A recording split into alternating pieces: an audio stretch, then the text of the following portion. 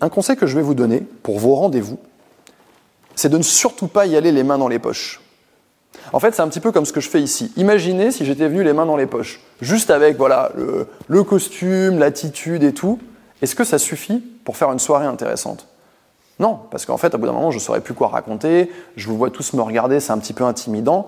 Si je n'avais pas un petit peu réfléchi à mon intention, à ce que je veux raconter, etc., bah en fait, je vais vous faire perdre votre temps, en fait. Vous allez passer une soirée de merde, parce que moi, je vais arriver là comme ça, en mode, bon, bah, c'est sympa d'être venu, merci d'avoir payé, bah, moi, c'est Yann, ouais.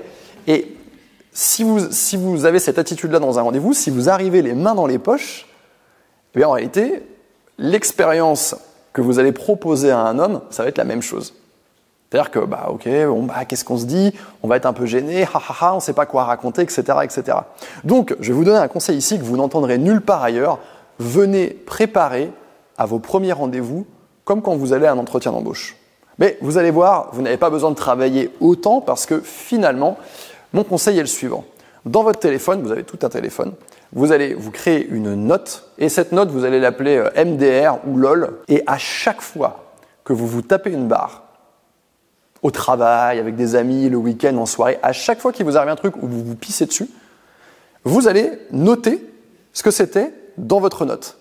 Ce qui fait qu'au bout d'un mois, 2 mois, 3 mois, vous allez avoir une note avec une vingtaine de situations, avec des histoires où voilà, vous avez vraiment rigolé, il vous est arrivé des trucs trop bizarres.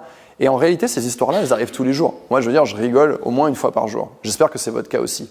Et si vous avez cette note-là dans votre téléphone, je vous garantis que ça va changer radicalement la couleur de vos rendez-vous.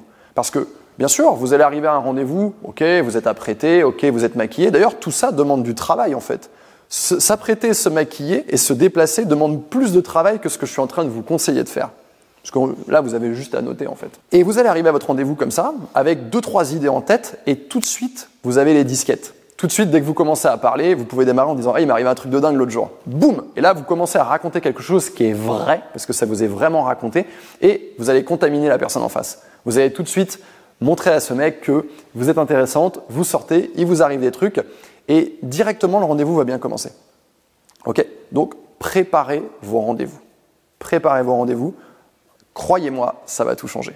Parce qu'en fait, si vous voulez, les femmes ont trop souvent tendance, en tout cas celles que je côtoie dans le cadre de mes coachings, quand je dis les femmes, je fais une généralité, mais c'est les femmes auxquelles moi j'ai accès, mais ça fait quand même pas mal de monde, elles ont souvent tendance à se dire, bon, les mecs sont pas comme nous. Mais en fait, les mecs sont exactement comme vous, en fait. Un bon rendez-vous, si c'est un bon rendez-vous pour vous, ce sera un bon rendez-vous pour lui.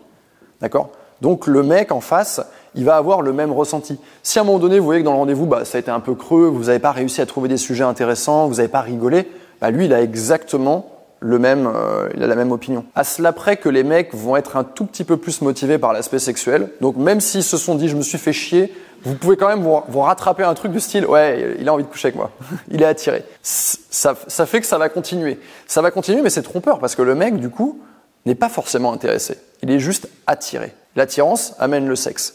Moi, ce que je veux ici, pour toutes celles qui me suivent en général, mais pour vous qui êtes ici présentes ce soir, c'est de dire, je vais travailler sur ma personnalité, je vais travailler sur mon audace, je vais travailler sur ma tchatch, et avec ma personnalité, cet homme va tomber amoureux.